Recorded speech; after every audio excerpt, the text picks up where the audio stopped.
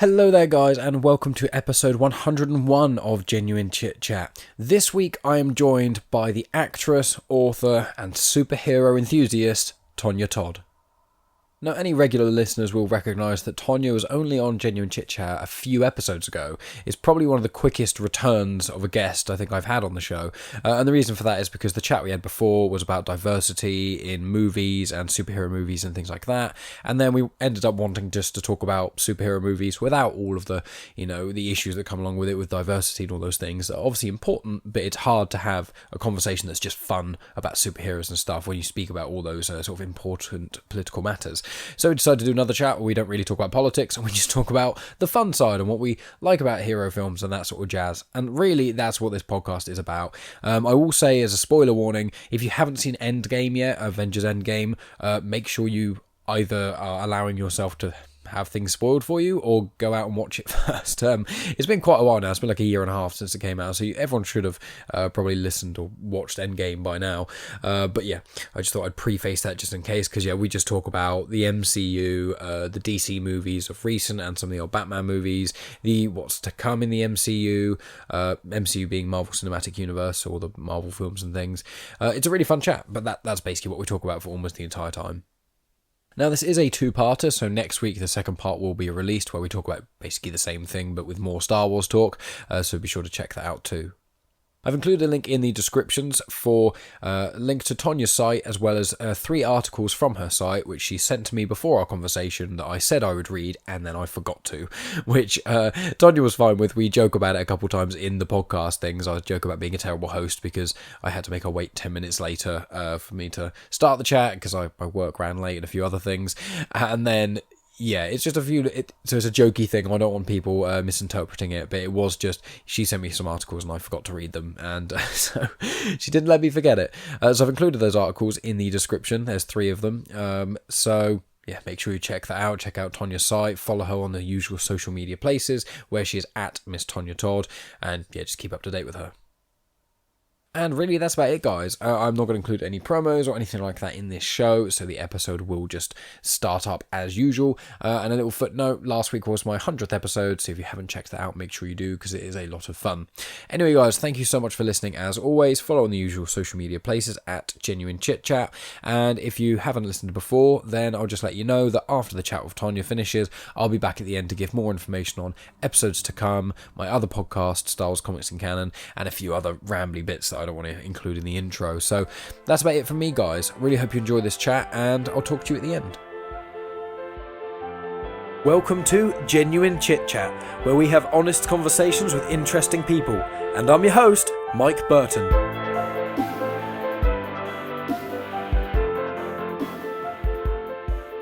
Introducing, even though people have already met you on the podcast before, so it's kind of like a reintroduction, Tonya Todd. It's wonderful to have you on once again. Thank you for having me back. I'm excited about this talk. Yeah, the last talk, we kind of started delving into it past the hour mark. I was like, I don't want to start talking about superhero stuff now because we'll get wrapped in a conversation that we can't finish. So we're like, let's just get something straight into the calendar, book it for this date, get it done. And we were planning on having a really nice light chat about nothing else, but there's a very large elephant in the room. And I'll be releasing this probably this weekend as well, so make it current and relevant, which is the tragic passing of Chadwick Boseman, which came out of nowhere for most of us. I want to ask you sort of, how'd you find out? What do you think about it, really, I suppose? I found out about it.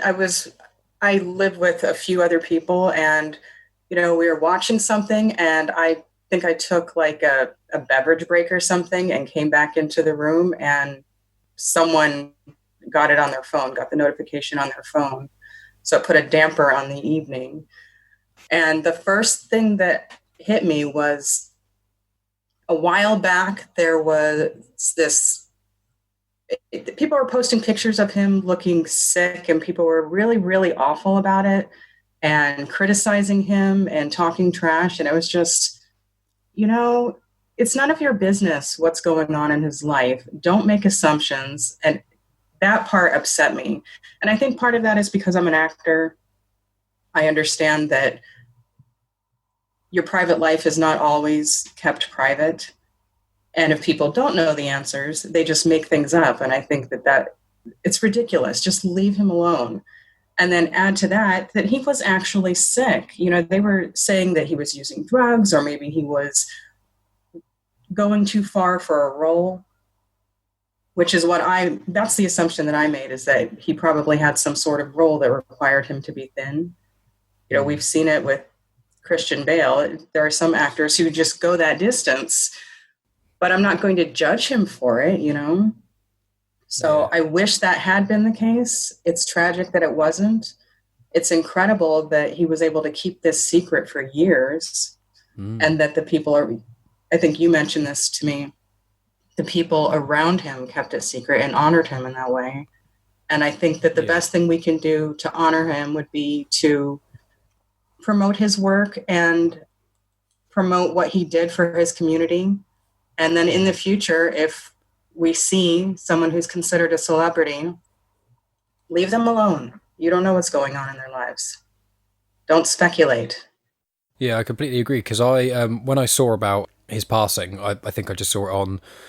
No, actually, I woke up and I'm in a group chat with other podcasters all about comic books and stuff. That's what my Star Wars podcast is. And one of the people in that is American. So I think the story broke is ridiculously early in the morning here, or it was, depending on where you are in America, obviously it kind of depends, completely different time zones. But he got the notification of it first because he was just awake, and then he sent it in the group chat, and then I woke up to it. And obviously it was a surprise to me, and I was taken aback because, he was, I think, 43 years old, which is very young, and it was obviously of cancer, which is horrendous and something very... I was going to say very close to me, but I think everyone nowadays really has either known someone or does know someone who's been seriously affected by cancer, unfortunately. And then I hadn't seen... I don't generally keep up with actors that much anymore. I used to quite a bit, but I don't as much now. And so I hadn't seen... I think there's a video of him wearing a flat cap somewhere, and he does look really skinny in it. And I think that's what a lot of articles are referring to, is people saying, oh, is he doing crack, or is he going too far for the role, or lots of random things. And I hadn't seen that photo until after his passing. So when I saw that, I was like, oh, he looks a bit thin, but without even really clicking. And then obviously everything kind of fell, and I was like, oh, that makes sense. And then I read the article, people going like, oh yeah, it finally all makes sense, people accusing him of this and that and this. And it's like you say, I wasn't even aware that people were doing that sort of accusing to him, and knowing what he was going through, it makes it even more horrendous. And as you said, it's amazing the respect that his peers had around him to not tell anyone, to not break the news. Right, because you might be triggered into defending him when you see all this speculation going around, but they didn't. They respected his privacy. Exactly, and it's amazing that he was surrounded by people who clearly cared about him far more, because I mean, it would be very easy if you know Chadwick Boseman to sell some sort of story to a paper, get a lot of money, I'd presume, especially if it was about the big C. So in that regard, it's a big shame it happened in any way, really. But the silver lining, I suppose, is that it evidences that the people around him were very respectful of everything. And then I saw, I mean, I may sound hypocritical speaking about it now, but I saw there was an article that came out within 2 hours of it being released, people questioning what's going on next for Black Panther and things. Right. And that was, I mean, I'm not obviously a huge news source, but I wouldn't even question that within... Right, like let's mourn him first. Let's mourn him before we worry about what's next for the Marvel Cinematic Universe, which I love, but that's entertainment. This is a man's life, this is a man's family. It's impossible not to speculate on it, but I wouldn't put it out there, No, exactly. Especially I think it was within 2 hours of being announced. I think it was, I won't say the site just in case, but there was a site that released it, and it was literally like, what's next? Following Chadwick Boseman's death, what's next for Black Panther? And you're just like, what? Like, even if I had a news outlet, you just, at the very least, give them a day. Like, right. At the very least. I mean, questioning that sort of thing, it's just... It's very disrespectful, which is the problem. Unfortunately, speaking of that, I don't want to sound like a hypocrite, but speaking of the MCU, one comment I would like to make, which is a thought I had in passing when I first heard about Chadwick Boseman. Obviously, as you say, there is a thought that came into your head, which is what's next almost. You just don't necessarily pose that question. Right. I mean, I'm not saying you shouldn't think it. Of course you're going to think it. Are they going to continue the series? They had planned for a sequel. will someone else take the mantle? But you don't post it. You don't start speculating on that publicly for your own attention. And No, exactly.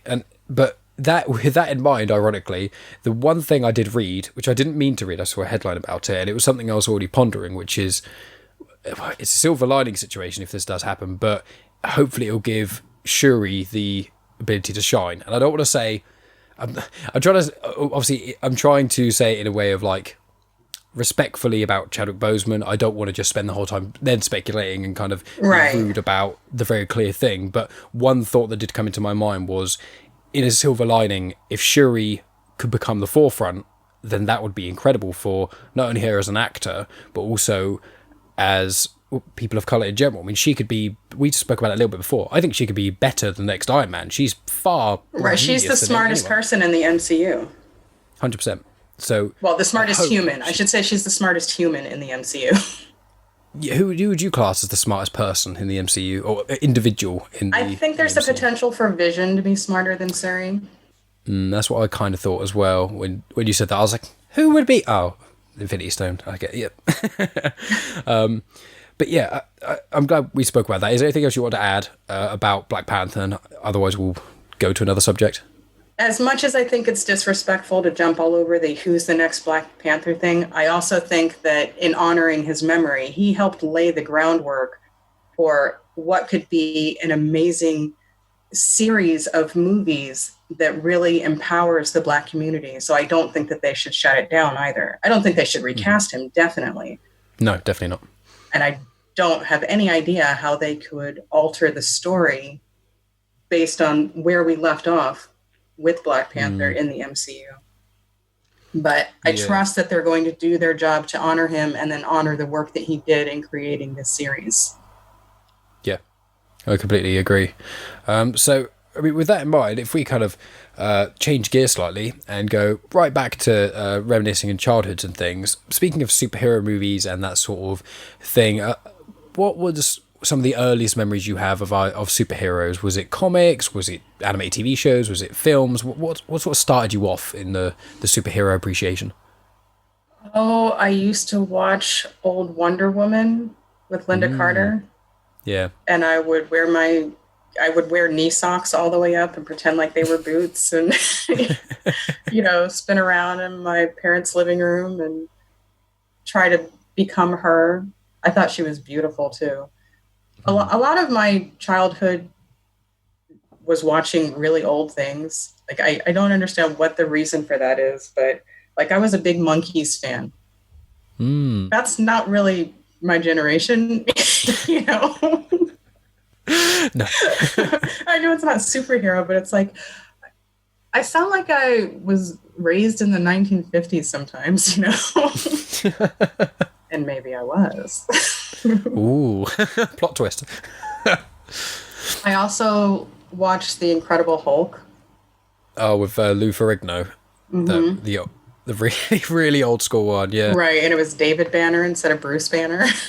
The really sad Hulk. It was the sad Hulk where you look over the shoulder. The lonely life of David Banner. But yeah, at my core, I'm a Batman girl. Like, Batman was one of my first fictional crushes. I have 3 big fictional crushes, and 2 of them are from comics. Oh, really? Would you mind me asking what the third is? What do you think the second is? I was going to look back round to that while I try and guess who it was. If number 1 is Batman, am I right in thinking it's probably someone of... Wait, it's not going to be... No. I don't know. I mean, I'm trying to think of what would be out then. I mean, if it would be comic related or book or film or TV. There's so many characters. I don't even know why I tried to guess. I mean, but you should know because I talked to you about him before the show. Oh Lord. Now you're going to have to maybe remember Loki. Yeah, that's good. That was it. Jesus. My brain then is not on point. This is what happens when I finish work and then within seconds I got my podcast gear on because my brain hasn't had time to reset in the right way. Yeah, I am not doing well today, but yes. It's Loki. Okay. I liked Loki in the Norse mythology. Yeah. And then their version of him was, it was kind of silly in some of the versions in the comics, but he was still very clever and a foil for Thor. And I like Thor, and I really love the way they portray him in the movies. But a lot of times in the comics, it was just, oh my gosh, he's overrated, Someone needs to take him down, and Loki did that. But yeah, I mean, when I was thinking of who it could be, I was thinking, I was like, Doctor Strange. But then I was like, but he's a bit offbeat. If you were really young, would you have necessarily known who Doctor Strange was? Not to be patronizing to you, I didn't at all. No, I didn't know who Doctor Strange was until I was an adult. Yeah, so it's like people like him, and I was like, And I was trying to think of people who are intelligent, and I was trying to think of all the intelligent superheroes I know that aren't like Superman, who's just bland and boring, and then I don't know, and overpowered. Yeah, well, that's the problem with Thor in a lot of ways. Thor is just on the verge of being strong enough that he's really cool without having Superman syndrome. I feel. Let's see what the rest of the MCU does, but I think at the present it is that just about strong enough with enough weaknesses. But who's the third fantasy crush, fictional crush rather? Dracula. Oh, really? Interesting. Is there a specific iteration? Well, my favorite version is Gary Oldman. Okay. Yeah. And it's weird because I don't look at Gary Oldman as a sex symbol, but he plays sexy very well. He does. I mean, he's Sid Vicious, another strange crush that I had, which would have been before my time, but Sid Vicious was hot. I think my first fantasy crush, I specifically remember, is actually Willow from Buffy the Vampire Slayer. Yeah. Like, I loved her. I was completely, played by Alison Hannigan. And if people aren't aware of who that is, it's the ginger girl from American Pie, which I saw her in that and I was like... She's responsible for the best line in the entire Buffyverse, which is bored now. That is a pretty amazing one. I mean, I just remember the series because I watched it when I was about 10, I think. And I watched it with... it's not called childminder or that. It's like a babysitter, but I went to a babysitter after school when I was like 10, but she had several kids around after school, and it's called a childminder over here.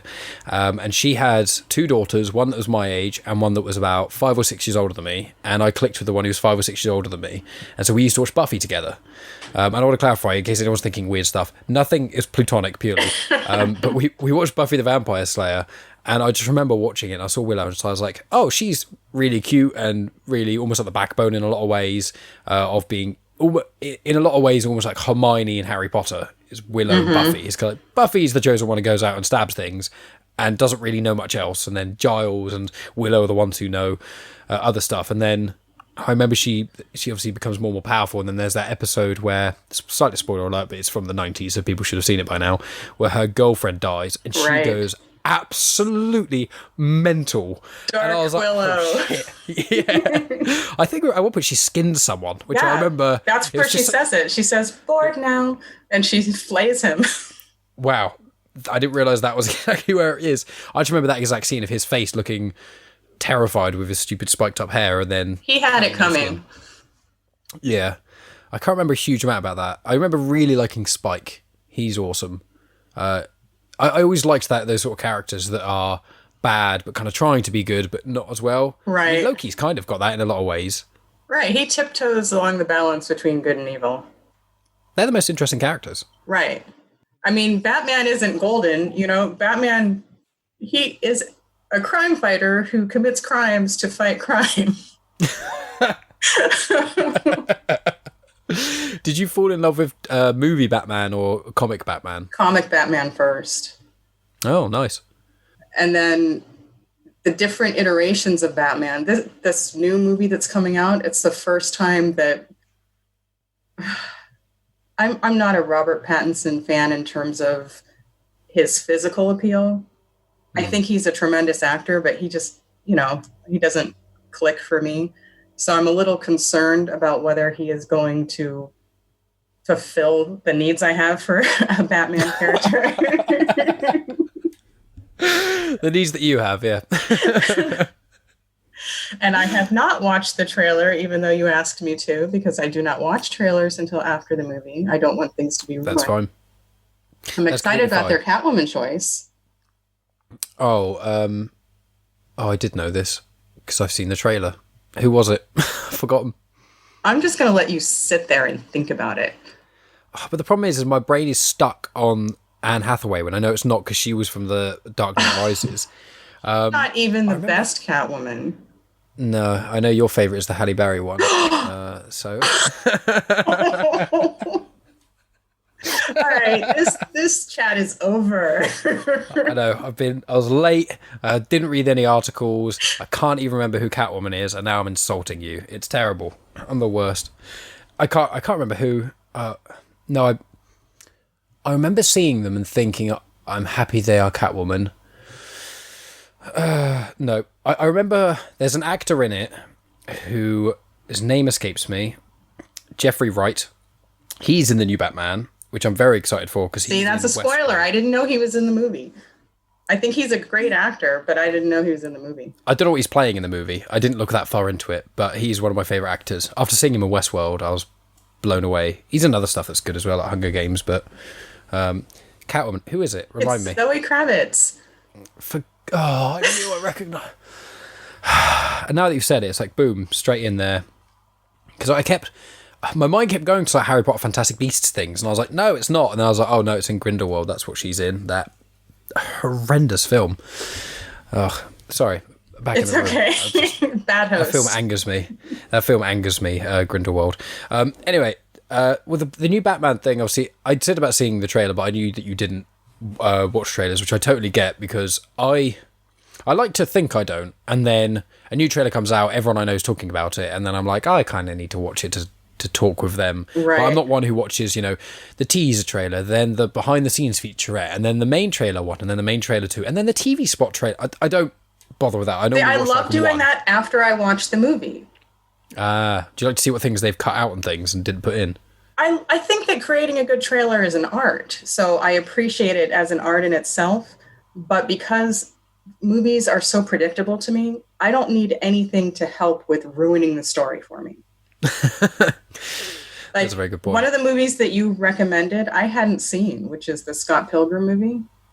Oh, you haven't seen that? I watched it last night in preparation for our talk, and I was predicting everything all over the place.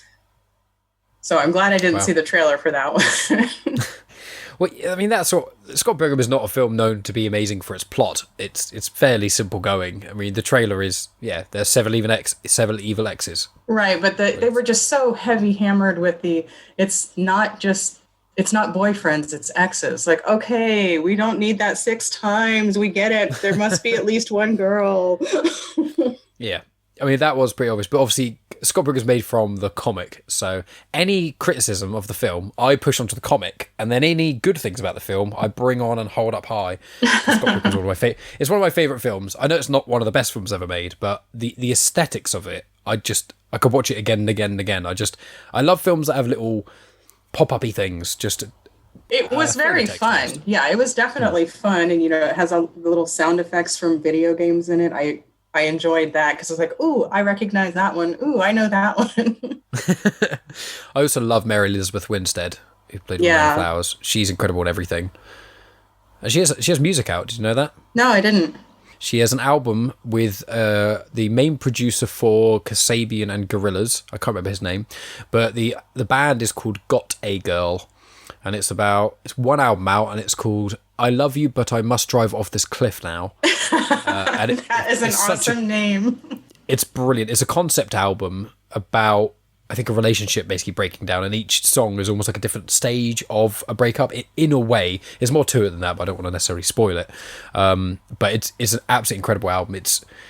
I don't know what genre it is. It's really peculiar because it's inspired by so many different things, but her voice is amazing, and I love it. It's one of my favourite albums. You'll have to send me the link so I can look into it. I definitely will. I'm going to write that down. I'm going to do enough prep in the interview now to make up for the lack of prep beforehand. Wonderful. But yeah, with superheroes and things, like when you got into sort of Batman in the comics and things, did you get into comics yourself? Was it a family thing, or was it... Because people get into comics for different reasons. I didn't get into it until very late in life. I was actually the leader in a group of boys Like I was such a tomboy that I didn't have any female friends growing up, as a child. And there was this pack of boys that ran around my neighborhood, and I somehow was the leader of this pack of boys. Wonder Woman. There we go. I just didn't have any problem making decisions. And like, what do you want to do? What do you want to do? We're going to do this. Like, I'm tired of the indecision. Give me your bike. I hate mine. I had this ugly yellow banana bike that my parents got for me. I mean, it was so awful. It's yellow and brown bike. And so every day, one of the boys would take turns riding my bike, and I would get to ride their cool bike. How old were you at this time? Oh, 7 or 8. Oh, really? You were that young? I was imagining you being like 12 or 13, being the sort of the leader of the pack, but that's pretty impressive. Is it? Yes. I mean, it's being a leader at that age in any facet is impressive, let alone sort of, being the pack of boys, All right, but I'm leading a group of children. But you are a child at the time. If you were like your age now and you were leading a group of 10 8-year-old boys, there'd be some serious questions and very little respect. But when you're an 8-year-old girl doing it, it's very different. I'll take your word for it. But, they had access to comics and things like that. They had all these cool things. And, I don't think that my parents were denying me these things. I think it just didn't occur to them that I might be interested in it. And so I would just raid all of their stuff. I didn't steal it. I would just borrow it and read it and, consume it. I definitely didn't steal it. And then did you become the super nerd and you were the one who knew all the intricate details better than the boys whose comics they were? I don't know about that. I think I just have a good memory in general. So I don't think it's not because I was female. It's just because I'm a dork, Oh no, I didn't mean to say it because you're female. I just meant exactly because you are a dork. I can imagine it almost being like one of like a coming of age film where you meet these boys, then you read all of their comics 3 times quicker than all of them have, and then when they're talking about like nerdy comic stuff, you're chiming in with more information than even they know because right. you've absorbed so much more of it. You don't know who Bob Kane is, And so it's weird that, I don't consider Catwoman a childhood crush because she is the one I was infatuated with, but I wanted to be her. I didn't want to be with her. Mm.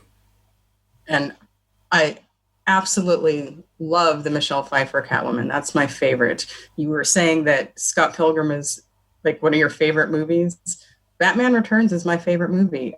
It's not the greatest movie, but I love the way it looks. I love the outfits in it. I love the aesthetic. It's just amazing. And she is an incredible actress playing this role. She's my favorite actress in my favorite outfit playing my favorite role. That was my there is a God moment, And he made this movie just for me. That is true, yeah. I saw in the credits it was specifically to Miss Tonya Todd. I saw that, yeah. Definitely.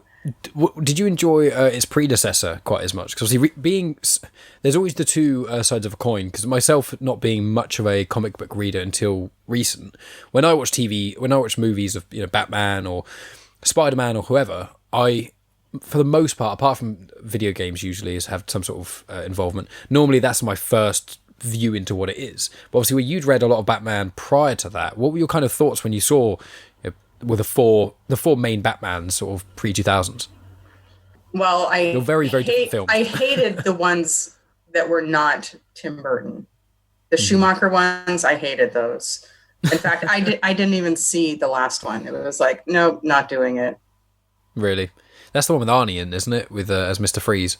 I think so. I saw Batman Forever, and that's the one with Val Kilmer.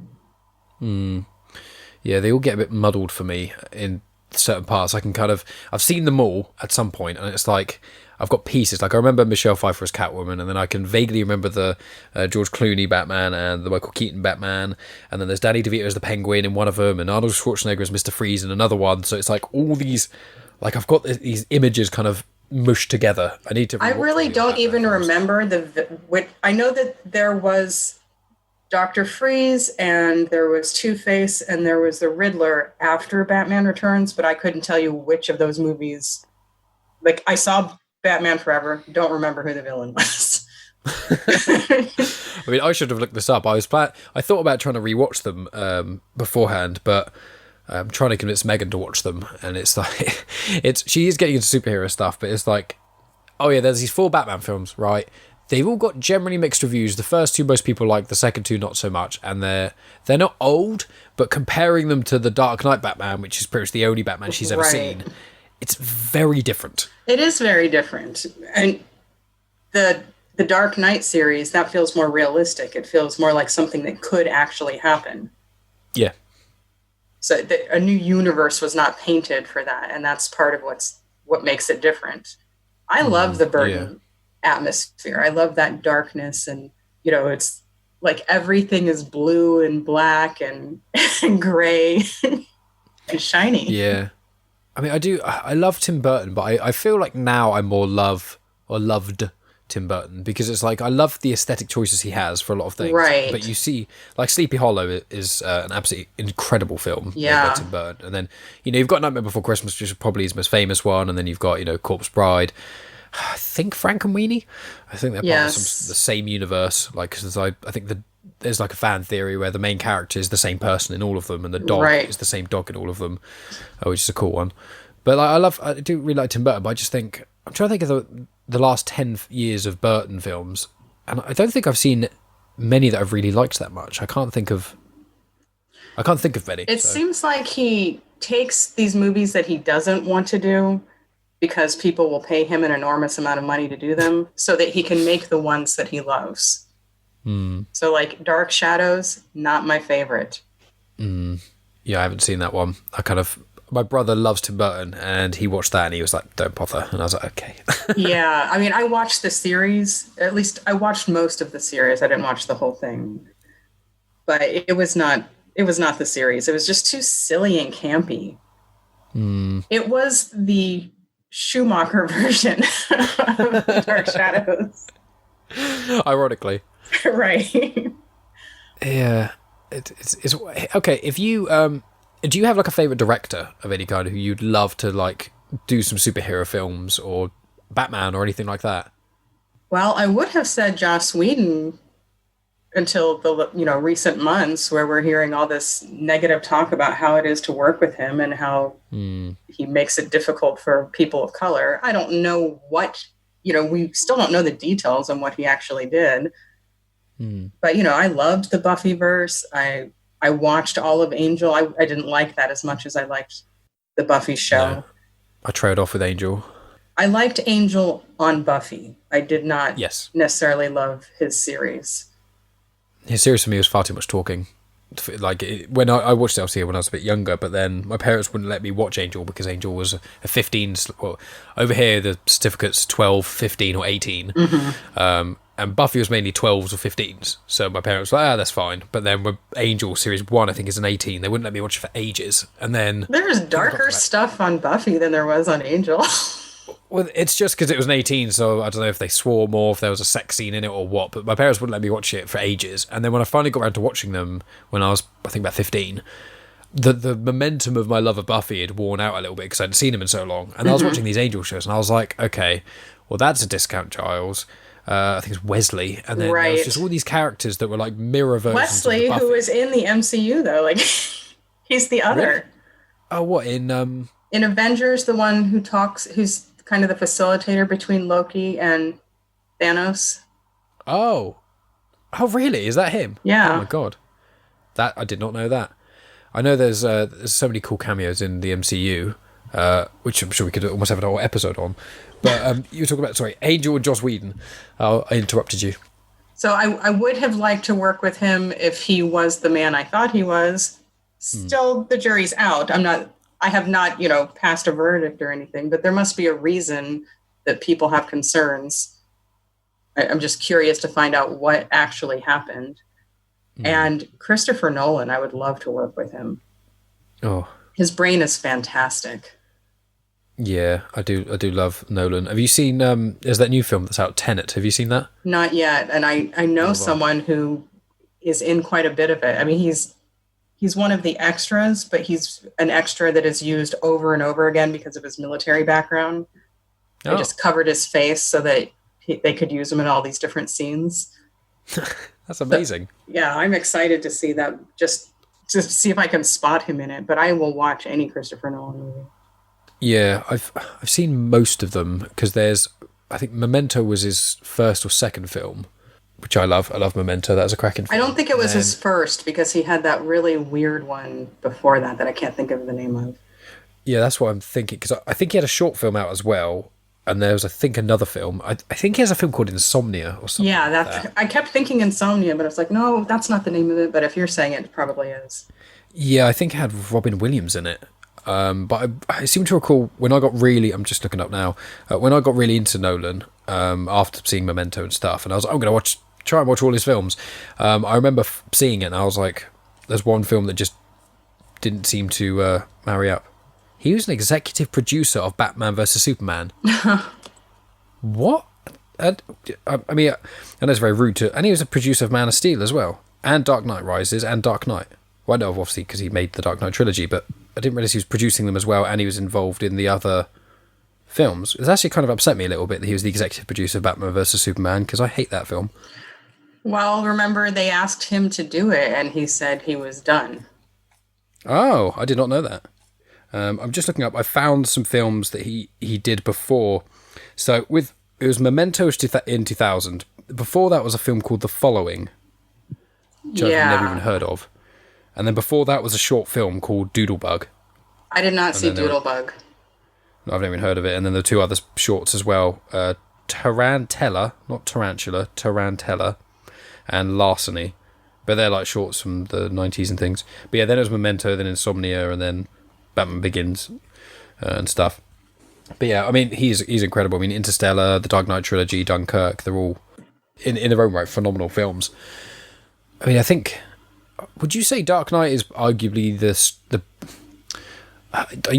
using the term superhero is kind of weird, considering Batman's much more of a vigilante, but like I kind of hold...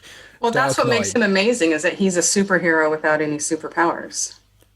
Well, precisely. And I think the Dark Knight, as you said, due to the realism, obviously the performances by all the actors involved, Gary Oldman, obviously your favourite, and a lot of the, obviously Heath Ledger being one of the big ones as well. I think Dark Knight, I would say, is not only one of the best superhero films / comic book movies ever made, but I think it's in the top probably 50 best films ever made, in my opinion. I agree. I definitely agree. I don't think that superhero movies get the respect they deserve when it comes to the Academy Awards. There are some award-winning performances that don't get recognized just because of the genre. Yeah, 100% agree with you there. That's like saying that a romance book can't be amazing because it's a romance book. But it can be amazing.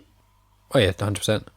Or you can have a weird, twisty, crazy one like Gone Girl, which is... sounds like a romance book, and then you get more into it, you're like, No, not a romance.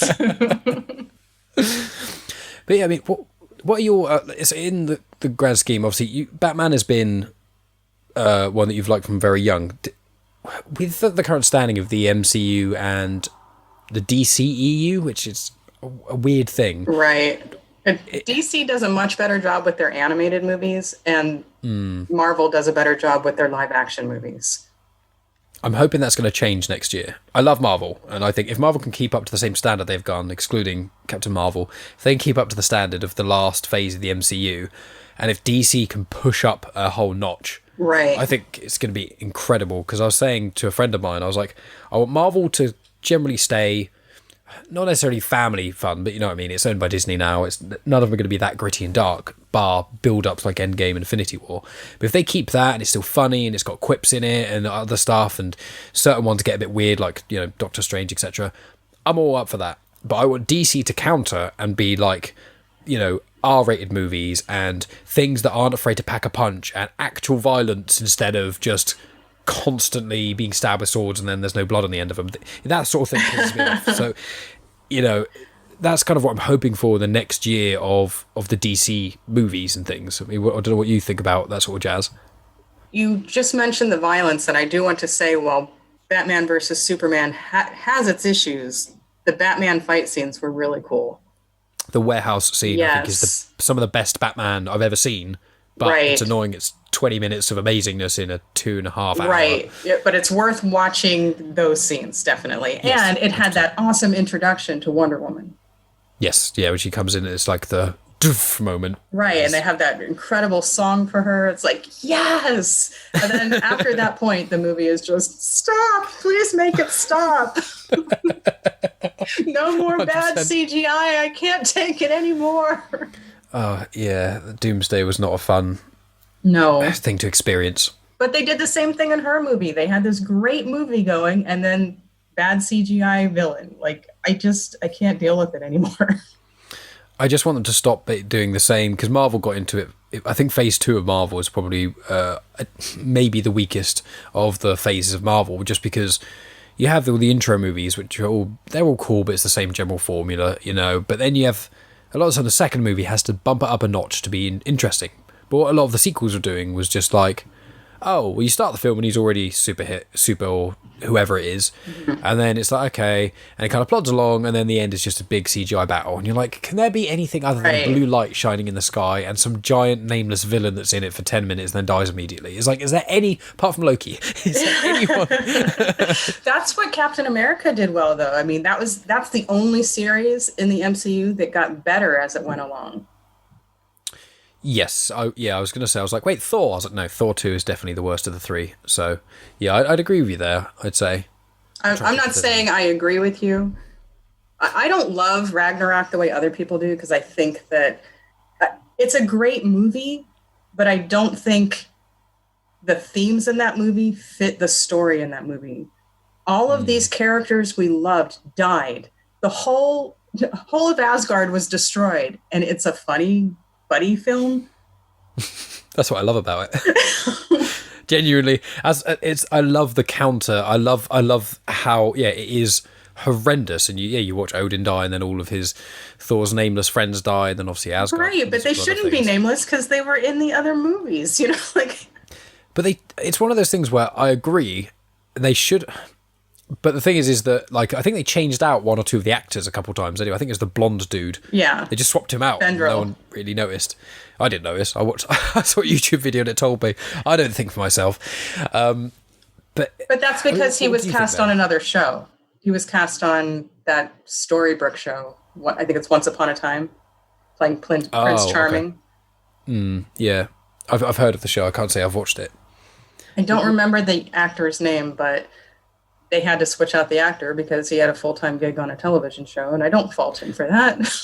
Oh, no, I don't fault him for that at all. I don't fault the filmmakers. I think the problem stems from one of the issues I had with the latest, with the sequel trilogy of Star Wars, which is sometimes they don't have enough of a vision of what they want to finish with, and then to get there. So a lot of the times you find with films, as I said, the sequel trilogy of Star Wars is the most glaring thing for me, where they just didn't have a plan. And it's like with the Thor movies, like Thor 1's the introduction, it's kind of fun, and then Thor 2 is meant to be, it's called The Dark World, it's meant to be the darker of the films, but for me it just didn't really hit. And then although I think Ragnarok is my favourite Marvel film, bar probably Endgame and Infinity War, it's amazing, but it is completely disjointed to the other Thor films and a lot of the other MCU films to some degree. But obviously then they do kind of, that film almost pushes him into Guardians in a sense, because the genre of that film was very similar to Guardians, and then in the which worked wonderfully for Guardians. Like that was a nice breath of fresh air in the MCU, is to have this different twist and to be able to bring in these relatively unknown characters and make everyone love them. Yeah. No, I don't incredible. Dislike Ragnarok. They're like Cate Blanchett. Hello, I will watch her in anything. She's amazing. And she was amazing as hella, you know. It was really wonderful watching her just slink through that film and control everyone. Oh, yeah. But I didn't like the silly laughter. I liked it in some scenes, but it just got too campy in some places, which is a shame because I love the filmmakers in this and I love the actors in this. I think that Chris Hemsworth is a lot funnier than we realized. Yeah. I'm excited to see the next one. I think one of the reasons the Ragnarok did so well was because it was such a shock. Was because no one was expecting it. Everyone was kind of. Phase 3, I feel, built life back into the MCU because the general public consensus being, Avengers is strong and Thor is strong and Iron Man's strong, and then most people, I know Iron Man 2 was in Phase 1 still, but then Iron Man 3. But most people consider Iron Man 2 or 3 the weakest. Iron Man 3 is the weakest of those like that one fell off. It's like I don't even want to watch it again, which sucks because it had really great moments, but overall it's painful to watch. I thought that I rewatched because I rewatched all the MCU in the last few months, at the start of lockdown, really, because Megan hadn't seen them, and we were like, right, loads of time in, let's just watch all the Lord of the Rings and Hobbit extended films, let's watch all the Marvel Cinematic Universe, let's watch all the Star Wars things. So we did all that, and I liked Iron Man 2 less and liked Iron Man 3 more when I rewatched them. So what changed during the rewatch? What changed your perspective? I think that I remember there being a lot more fun and action in Iron Man 2. And I love Sam Rockwell. And I think when I first saw it, he's my man crush. I love Sam Rockwell. He's one of my favourite people in the world. Him and James McAvoy. A great underrated actor. I mean, he's incredible in everything that he does. I don't think I've seen a film he's in that's bad, except maybe Iron Man 2. I don't even say that's bad. I just think it's okay. But my flaws with it, I think, was I like the introduction of Black Widow, and I think I mentioned to you in Messenger one of the best scenes. Yes, pretty sure it is in that film, which is when it is Happy. It definitely is, where she goes in and she takes out like everyone, and he maybe handles one guy. Yeah. He's been hit in the face numerous times. He's got like a swelling lip, and I think he's got like a bad eye because he's been punched in the face a couple of times. And he said, "Look, I did it." And he turns around, and it's like an entire corridor just filled with them gone. And she is incredible. I mean, bouncing off that, like, what are your hopes for Black Widow? The film? So, in the article that you didn't read, I'm sorry. Why don't I read it now quickly, and then I'll pretend that I've done my research. Right. Well, I think she's the most impressive Avenger, and that's what that article references. Yeah. Because she has no superpowers, but she can hang with these guys. And, maybe that's true for Clint, but he fights from a distance. She gets up close and personal. Mm-hmm. The risk is much greater for her. And she goes toe-to-toe with some incredible superpowers without the aid of having a super soldier serum or an iron suit or a magic hammer or anything like that to protect her. An anger problem. Yeah. She's just very clever. In fact, so clever that even when she went up against Loki, who is arguably one of the most clever characters in the Marvel universe, she tricked him. He did get to her, but she still tricked him.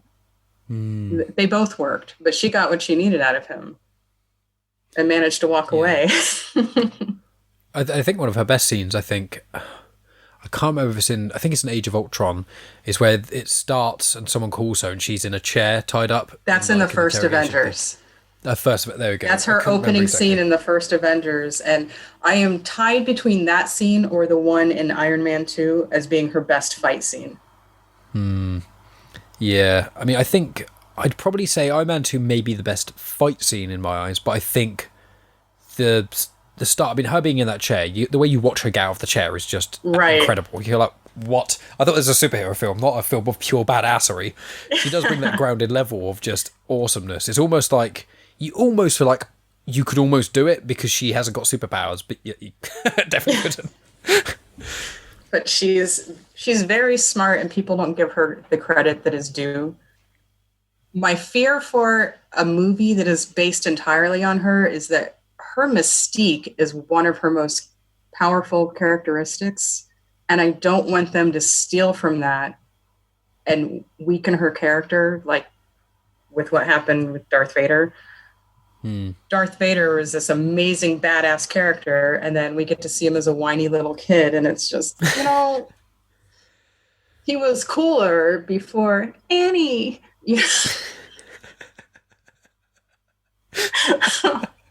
Which, by the way, episode 1 has one of the most badass trailers ever for a movie that did not hold up to the trailer. If I recall, I think does the trailer have Duel of Fates in it? I recall the trailer, I think, ending on part you've got Darth Maul, and then it's the lightsaber ignitions. Yeah, you should definitely watch the trailer after this show. Just watch the trailer, because you know how the movie winds up being.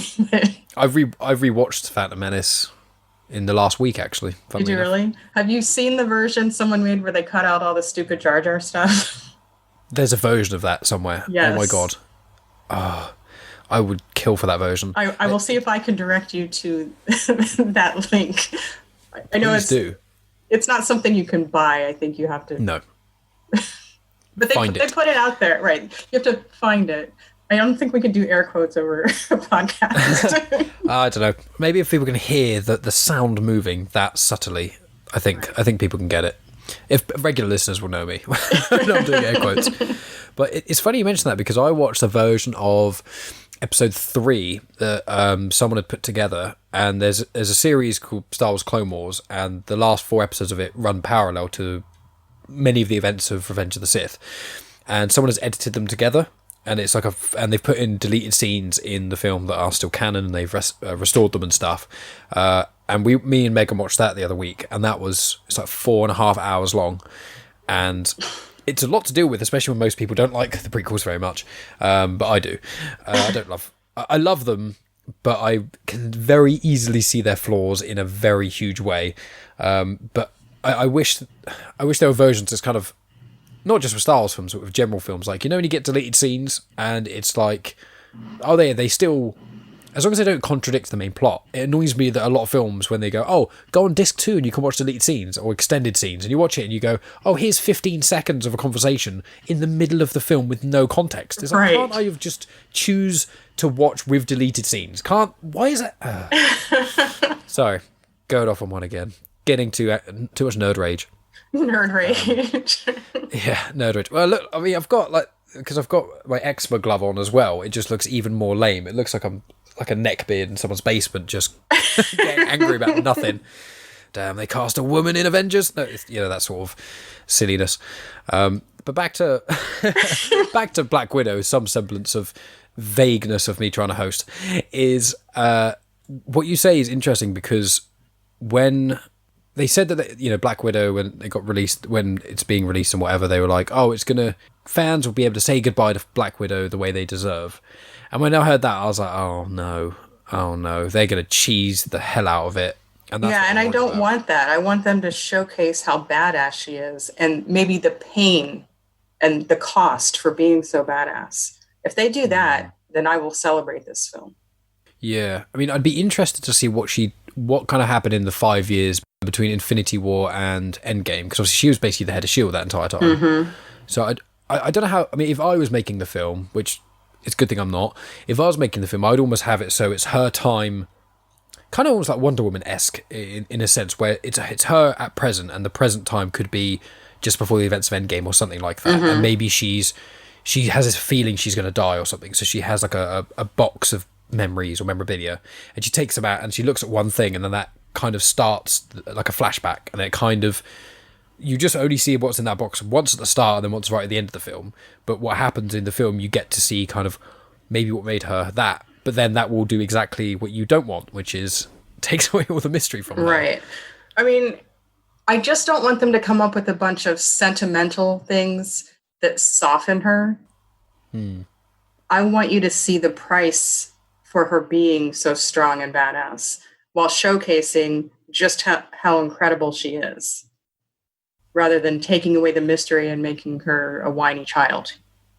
I don't see that being likely, that particular scenario. But I do think they referenced it a bit when, I think it was Age of Ultron, where they went back into her past and she was having the visions. Yes. Caused by Scarlet Witch. The warehouse. Mm-hmm. I mean, I think with Black Widow, it's one of the issues I have with prequels. That's the issue right there. It's, what are you going to do? Please don't mess up what we've already done. Yeah, because I find that prequels, for characters especially, prequels can really unbalance things, because when you meet her in Iron Man 2 and Avengers, she is very hard-lined, not getting close to anyone, and except she has the friendship with Clint, and then she has that connection with Bruce Banner / Hulk. She has that connection, and that's nice. I think that's very tastefully done throughout the MCU. I think until you get to like Endgame territory, it gets a bit. But aside from that, it's very well done. But I think the reason it's so powerful is because she's not really opened up before in a lot of ways, and apart from having a friendship with Hawkeye, that she doesn't really have anyone there, and that's kind of what helps show her progression, opening up a bit more in being a part of this team. And if you go back in time and she's already done all that, it's like, well, you can't just make her, it annoys me in films, and they do it sometimes with prequels or things like that. You know, you have a character have this big, steady arc, and then you just do one prequel film, and they have the exact same arc in the space of a film, and then somehow by the end of the film, they're back to the way they were. And you're like, right. what? Or they negate the choices that they made in the films that came out first. It's like, that doesn't make any sense because of this. Like, don't retract what has already been proven. I would like to see the development of her friendship with Clint. I love that aspect of the MCU where, yes, a man and a woman can be friends. Period. Without one of them being gay. It's normally like... Oh, yeah. Like, there's so many film tropes where it's like, oh, they're best friends. Oh, that's great. Are they going to get together? No, they can't, because one of them isn't into the other one. Oh, how good that is. No such thing as platonic. Right. Or you say one of them is into the other one. That means that the other one probably is, you know? Like, why? Why can't they just love each other as friends? And they did. They loved each other as friends. And that's why that scene in Endgame worked, because yes, there's love here, but it's not romantic love. It's powerful, and it was quite fun because when I rewatched all the MCU with Megan recently, because she knew about the Black Widow film coming out, but she didn't know it was going to be a prequel. She was like, it got to the scene, and I encourage Megan to do this. She tells me what, like, her own prediction of what's going to happen while watching the film. Just it's mainly so she can tell me she's right. It's not like, I told you that was going to happen, because often something happened and she'll go, I knew that was going to happen, but I didn't say anything, and now I'm annoyed that I didn't say anything. I'm like, yeah, you didn't think of that. When there's that fight scene, because I'm going to do a spoiler warning at the start of I'll do when I re-record the intro and that sort of jazz. I'll make sure I put spoiler warnings and stuff in there. So, you know, when Hawkeye and Black Widow are basically fighting each other to get the Soul Stone, she was watching it and going, well, I know that Hawkeye's going to go. But then she's like, but it would actually be really sad, though, because he's got his family. And I was watching this thing in her that I realised I had when I was watching the film. And it's so good. And I agree with you completely. I would love to see them building that friendship. Who did you want to win in that scene? I wanted... I think I wanted Hawkeye to survive on the basis that his family and stuff. If it didn't show the scene at the start with his family, which I think gave it away a bit too much, it was a great scene. It was powerful when you watch it. Right. Like, because after a year of seeing the click, obviously many people who saw Endgame then, you know, watched Infinity War a little bit beforehand to kind of remember, but the impact still wasn't quite there. And then within seconds of the film starting, you're like, oh, and as soon as it starts, you're like, oh, please don't, I know what's going to happen. I can see it. And you watch him just, as soon as it happens, you just watch him and he's just gone. And in that, I was like, I really want him to get his family back and have that, all those years that he lost and he went into the depths of himself again. I want him to get that light again. And I feel like where Black Widow was the top dog at the S.H.I.E.L.D. essentially, or whatever it was called when S.H.I.E.L.D. after disbanded and whatever, when she was the top dog there, I feel like that was almost her at her peak. So I feel like, as much as I would have liked to see her more, I feel like I kind of always knew it was going to be Hawkeye to survive just by the events of that film. What about yourself? Well, because I do prefer her, I wanted her to win the fight and get the Soul Stone, and for Hawkeye to survive, because that means she wins her last fight. She's the one who actually conquers in that situation and accomplishes the goal of giving this gift to a friend and the world. I mean, she gets a hero's exit. She's the one who deserved to win that fight, even if it means that I lose her as a character. Yeah. And what are your thoughts about the the variety of series with, you know, you got, I think, WandaVision, Loki, Falcon and the Winter Soldier. There might be another one I'm forgetting. There is another one, and I don't remember what it is. Oh, it's What If, isn't it?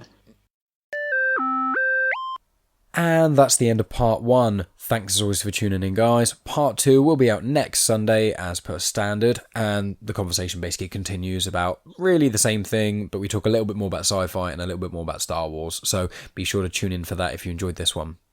As I said in the intro, Tonya Todd has been on Genuine Chit-Chat once before. She was on episode 97, where she spoke about diversity and culture and things to do with superheroes, movies and the media, so go check that out because it's a really cool chat too. And as I said, I've included a link to her website and the articles that we sort of joke about as well in the show notes, so check that out as well. In case you guys haven't listened, obviously you can tell by the episode number that last week was episode 100 of Genuine Chit Chat. I had one of my best mates, Reese, on the show, and we spoke about a massive variety of things, some vulgar, some more spiritual, a few bits here and there. It's quite a fun chat, and it kind of encapsulates what Genuine Chit Chat is about in a lot of ways. And Reese, as well as being one of my best friends, was one of the first people, or he was the first person to ever appear on Genuine Chit Chat, which is a really important thing for me too. So make sure you check out that as well. And then coming up in the next few weeks, obviously next week is going to be part 2 of this chat. I've got a chat due tomorrow with a gentleman who owns a float lab and has loads of other incredible interests, so I'm really excited to get him on and chat.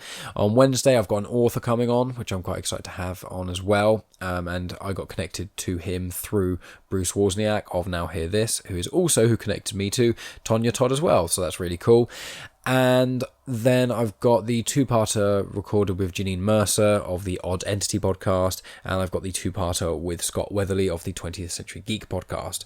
They are the ones I've got recorded at the moment. I believe I'm going to be showing up on a new Comics and Motions show. I think today they released the first episode, which is Comics in Trial, which is basically like a courtroom thing.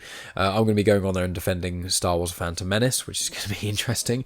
But that won't be out for a few more weeks either. And I did guest on another podcast, and that's not going to be out for a while yet, so I'll just kind of, as and when that gets released, I'll talk about that some more. And I've also got Goff coming on the podcast as well in a few weeks' time, and I think that's really about it for the time being.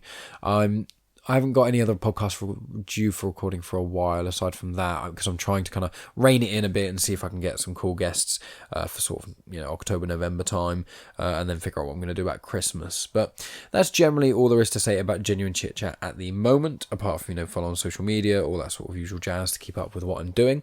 And also, the other thing I was going to say is that my podcast, Star Wars Comics in Canon, the new episode of that is out, episode 24, which came out yesterday. And episode 25, which will be out next Saturday, I'm doing a Q&A. So you guys can send in some questions and I'll answer them on air. If you specifically want me to mention your Twitter handle or a podcast you're involved with or anything at all, let me know specifically in the email things and I will shout you out. I've got a couple which are questions which don't really give any insight into those sort of things, so I'm not going to say your name or your email address on air, so if you want to specifically be asked, just say it in the email and that'd be cool. I've got questions about Count Dooku, I've got ones about Darth Maul, and ones about just general my favourite things in Star Wars, so I'll be going to those sort of things as well. It's quite a fun one. But my podcast, Star Wars Comics in Canon, as you can probably tell by the name, is about Star Wars and it's about comics, because a lot of people don't realise how many comics there are out for Star Wars which are canon, so I'm making it my effort to read them all and talk about them. So if that sounds like the kind of thing that interests you, go onto the feed of Comics in Motion. They have a new show every day of the week. Some are about indie comics, some are about Marvel and DC, some are discussion podcasts, some are like mine, which is the Solo Star Wars podcast. There's movie ones. There's loads on there, and it's really, really fun to be a part of that. And I've collaborated with Comics in Motion numerous times before. Chris and Dave, who are the creators of it, are amazing. So make sure you go check that out as well. There's details about Star Wars Comics in Canon in the show notes as well. And that's relatively everything I want to talk about. So just want to say thank you as always, guys, for listening, especially now I'm past the episode 100, which is incredible, and I didn't realise I'd get this far when I first started podcasting, but I'm proud of myself getting that far. And if you feel like you want to help out the show in any way, just share it, send it to people you know will enjoy it, talk about it with people. There's enough of a back catalogue in Genuine Chit Chat where I've had a discussion on almost every subject, so I'm sure you'll be able to go back through the back catalogue, find something that intrigues you or other people and send it to them, because I love the little community we've got and I'm always looking to make it grow. So but thanks always for listening, guys, especially all the way to the end. Follow on all the usual social media places, review on iTunes, share with your friends, and do all the usual things.